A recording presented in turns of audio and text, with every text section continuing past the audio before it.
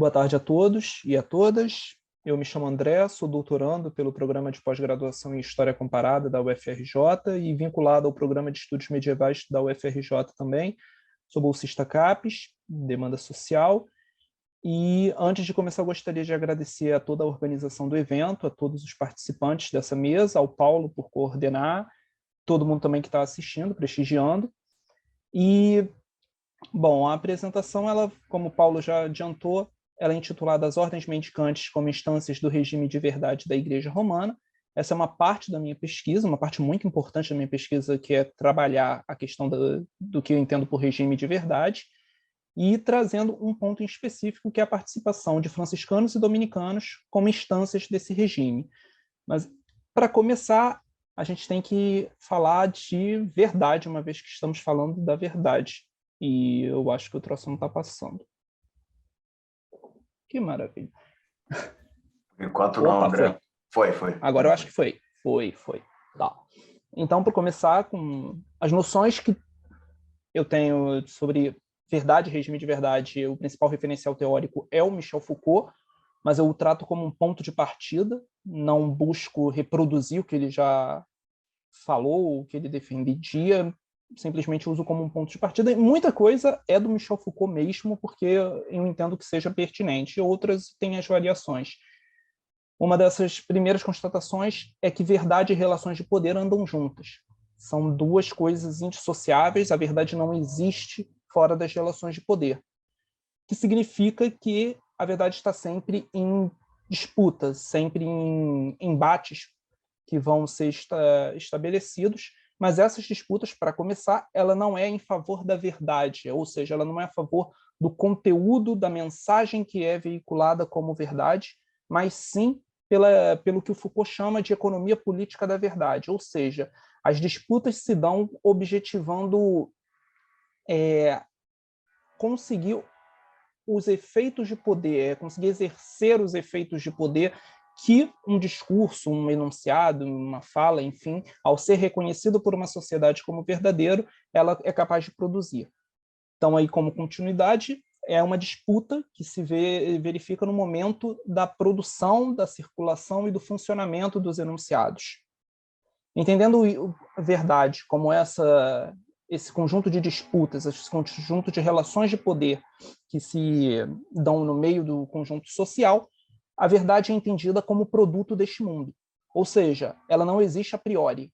Não basta descobrir a verdade não tem que ser descoberta. A verdade é um produto de uma ação consciente de um único grupo, ou vários grupos, dentro de um sistema específico que a gente vai ver mais adiante.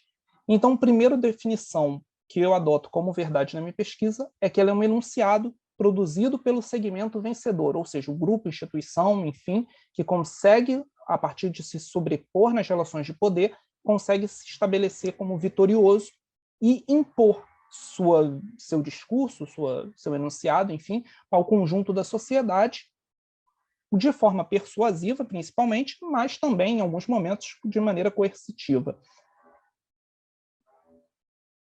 A verdade, então, ela está sempre em funcionamento, ou seja, ela é colocada em movimento dentro de um sistema, dentro de um regime de verdade. Mais uma vez, eu estou com problema para passar aqui, não vai no teclado. Pronto. Ela funciona dentro de um regime de verdade, que é, de forma bem generalizante, um sistema de poder que valida, legitima e viabiliza a reprodução de enunciados como verdades dentro de um conjunto social. E é importante destacar que há, pelo menos na minha interpretação, para mim, que eu entendo na pesquisa, regimes e não regime. Ou seja, diversos grupos, diversas entidades, elas podem possuir o próprio regime de verdade, sistema particular capaz de legitimar o enunciado de sua predileção. Então, a verdade seguida pelo conjunto da sociedade, ela é resultado desse regime vitorioso nos embates, ou seja, um discurso que se sobrepõe perante os outros. Esse regime de verdade também é responsável por colocar a própria verdade em si em funcionamento, assim como os efeitos de poder que ela engendra, e, principalmente aqui para os termos da pesquisa, é um exercício historiográfico permanente. Então, sempre que eu falo sobre o regime de verdade da Igreja Romana, sobre a participação mendicante no regime de verdade, não estou com isso defendendo que o Inocêncio III, por exemplo, de forma consciente, estivesse querendo trabalhar em prol de um regime de verdade. Não é isso. E sim que o conjunto de características, o conjunto de ações tomadas e de produções realizadas ao longo de um determinado período no medievo, ele pode ser interpretado como fazendo parte de um regime de verdade. Eu não sei se isso ficou muito claro, mas qualquer coisa depois na parte das perguntas eu esclareço melhor. Continuando aqui. E, por fim, esse regime, só para ter uma espécie de um organograma, sei lá, não sei se essa é a palavra exata, a estrutura mesmo do regime de verdade, ele conta com 5 elementos, que esses elementos vão funcionar de maneira bem dinâmica na sociedade. Primeiro, ele tem o enunciado que se quer verdadeiro.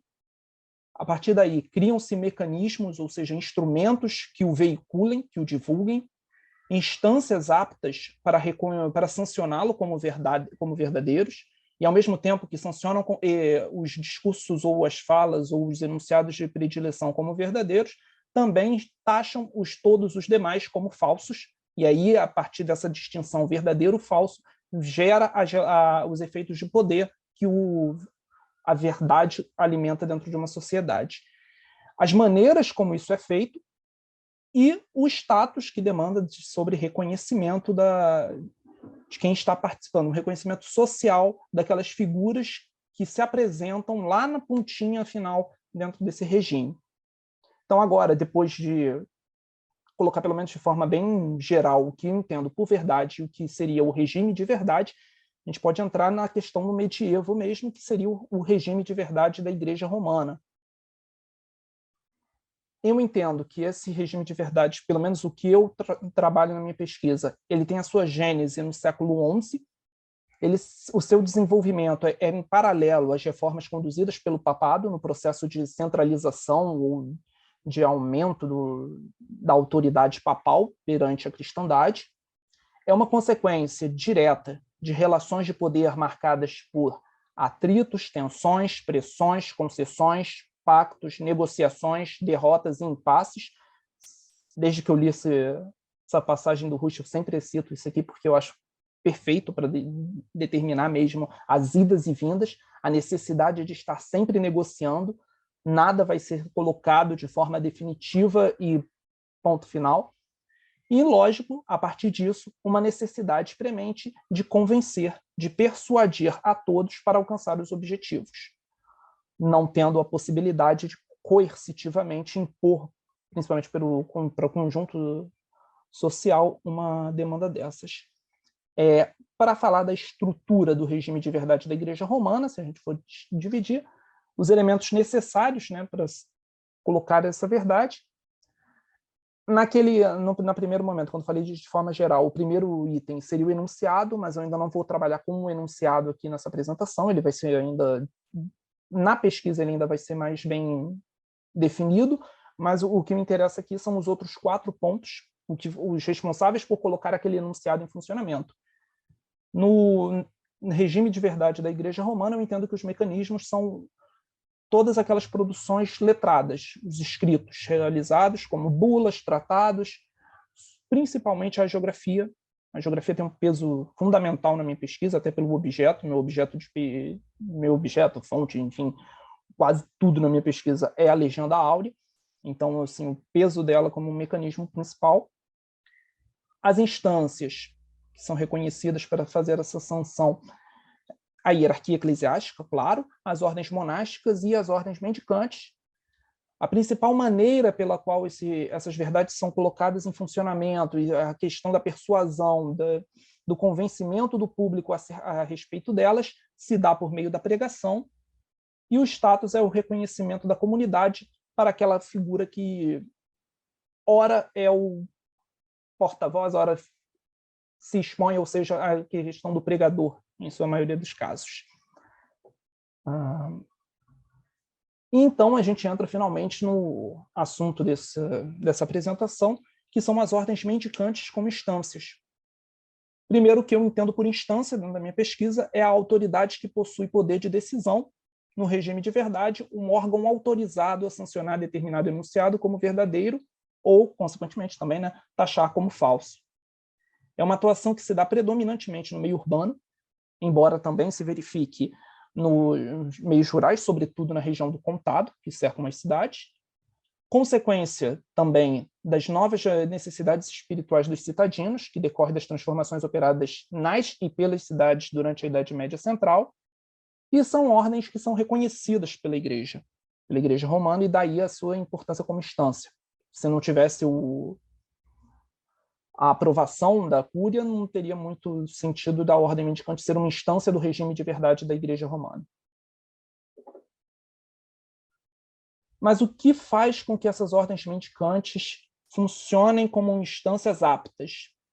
Primeiro, um recorte que pode ser colocado é a sua inserção nos espaços. E aí aqui eu fiz uma pequena distinção bem grosseira entre a expansão dominicana, e o próximo slide vai ser sobre a expansão, sobre a questão franciscana. Desculpa. Que, assim, não é que em um território só que eu esteja falando só tenha dominicano e o outro franciscano, não é isso, eu só optei por fazer essa divisão por questões da explanação mesmo. Então, a expansão dominicana é uma expansão rápida, ela vai ter as 8 primeiras províncias dominicanas, na forma da organização da ordem, vai ter ocupação em Espanha, França, Provença, Lombardia, Roma, Inglaterra, Hungria e Germânia, sendo que antes de 1230 também vai ter frade pregador na Polônia, na Grécia e na Terra Santa, de acordo com Palácios Martim. Então, os mendicantes estão espalhados, eles estão presentes nos espaços. Privilegiei aqui, com relação aos dominicanos, a inserção na Península Itálica e alguns fatores que fazem essa inserção ser bem desenvolvida como instância do regime de verdade. Primeiro, as relações com as autoridades laicas locais. Os dominicanos estão inseridos nas comunas, têm participação. O suporte comunal para a subsistência, e aí eu sigo autores como Thompson e Powell, que apontam que, por mais que o nome seja a ordem mendicante, porque vem os recursos, a subsistência venha da mendicância, em um primeiro momento, talvez até em um segundo momento também, a mendicância pouco auxilia de fato para a organização, para o crescimento dessas ordens. As doações não são contínuas, as doações não são num volume necessário para justificar como essas ordens vão preencher todos esses espaços que elas vão, e principalmente como os frades dessas ordens vão conseguir uma especialização, uma formação de um nível tão alto que demanda recursos para viajar para os centros universitários, para, enfim, fazer essas coisas. Então, é um suporte comunal. Esse suporte comunal é registrado, como o Paulo indica, nos próprios estatutos de algumas comunas, e aí a questão é, o estatuto não prevê o auxílio aos dominicanos ou franciscanos. O estatuto prevê um auxílio, um recurso para o cuidado dos pobres. Dentro das cidades, a entidade responsável por gerir esse cuidado aos pobres eram os mendicantes, e aí, por isso, o suporte comunal para a subsistência. Os frades estão inseridos na burocracia comunal, eles participam dos órgãos financeiros, eles participam na justiça, eles são os principais diplomáticos, as principais relações públicas, né, de uma comuna para outra. E também eles participam ativamente nas questões e demandas cotidianas dos citadinos. Para citar aqui um exemplo, na cidade de Gênova, em 1229, 1230, os frades se aliam às mulheres genovesas frente a uma demanda que elas faziam para as autoridades comunais para que se reduzisse, pelo menos, ou afindasse, a onda de execuções que estavam tendo dos integrantes masculinos, lembrando que a cidade de Gênova é um conflito contínuo entre quase todo mundo. Para falar um pouco do outro espaço, aí eu destaquei a questão dos franciscanos. Os franciscanos, eles vão estar numericamente mais presentes do que os dominicanos, uma vez que eles estabelecem seus conventos em cidades de pequeno e médio porte, enquanto os pregadores privilegiam os grandes centros. E aqui, para não falar da participação franciscana na Península Itálica, que é parecida com a dominicana também, eles vão participar dos órgãos financeiros, eles vão ser os representantes diplomáticos da cidade, enfim, eu resolvi trazer e ver como eles participam, no olhar de um autor, o Rojo Alique, como eles participam na Península Ibérica. E aí, na Península Ibérica, a gente também vê um suporte, deixa eu ver que termo, um suporte local das autoridades locais a esse... 5 minutos, né, Paulo? Perfeito. Tá, já estou no finzinho. 5 minutos. Suporte monárquico para a expansão e consolidação da presença franciscana. A atuação dos frades também se dá na administração régia, lembrando que os frades são profissionais altamente qualificados, letrados, enfim, tudo mais. Eles participam como confessores reais, ou seja, são conselheiros e até representantes do próprio monarca, e eles cuidam da educação dos jovens príncipes. Então, é um papel bem importante dentro da governança dos reinos, por exemplo, que constituem a Península Ibérica. E trouxe também 3 exemplos de como esses mendicantes eles trabalham no serviço papal, que justifica mais ainda a sua participação dentro do regime de verdade. Eles vão ter uma participação bastante expressiva como capelães nas campanhas militares, ou seja, eles vão ser responsáveis por pregar, eles vão ministrar a confissão e vão ter outros cuidados pastorais com as tropas dentro do campo de batalha mesmo. Eles vão ser uma demanda dos exércitos, são esses exércitos que vão solicitar a presença de frades para realizar esses cuidados pastorais. Dentre esses exércitos que vão pedir a ajuda estão as tropas de Carlos de Anjou, uma força que vai lutar para defender os interesses do papato contra os descendentes do imperador Frederico II na Península Itálica. E eles são objetos, assim, atestando essa importância nas campanhas militares, eles são objetos de captura e execução das forças inimigas. Outra atuação mendicante no serviço papal que vai ter destaque são na Sociedade da Paz e da Fé. Essa Sociedade da Paz e da Fé ela consiste inicialmente no envio de legados papais para cidades, sobretudo na Península Itálica, controladas por gibelinos, ou seja, facções pró-imperador, após a queda do último Stauffen. Isso vai abrir um interregno de 20 e poucos anos sem imperador no Sacro Império Romano, com o objetivo de trazer para a esfera de influência papal comunas antes leais ao Sacro Império Romano. Placência vai ser a primeira sede de uma Sociedade da Paz e da Fé, e ela daí vai se espalhar para outras cidades.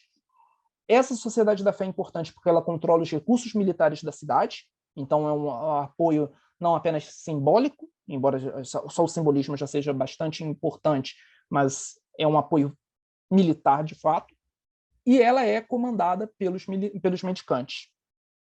E por fim, né, para falar daqui do último exemplo, a participação mendicante na Inquisição. A Inquisição é um tribunal especial, ele é dotado de maior capacidade de intervenção do que os outros tribunais. Sua instalação não depende, não precisa de anuência de outras das jurisdições locais ou de tribunais diocesanos, tem uma considerável liberdade de atuação, pode durar o tempo que for necessário, não tem um prazo de validade. A punição física aplicada pelo braço secular é uma das suas principais características, né?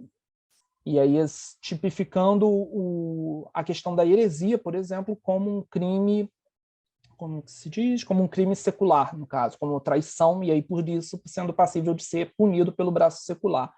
Os mendicantes eles vão se encontrar no comando dessa instituição a partir do governo de Inocêncio IV, do pontificado do Papa Inocêncio IV, e eles vão ter grande autonomia para tocar a Inquisição, ou seja, eles vão nomear os inquisidores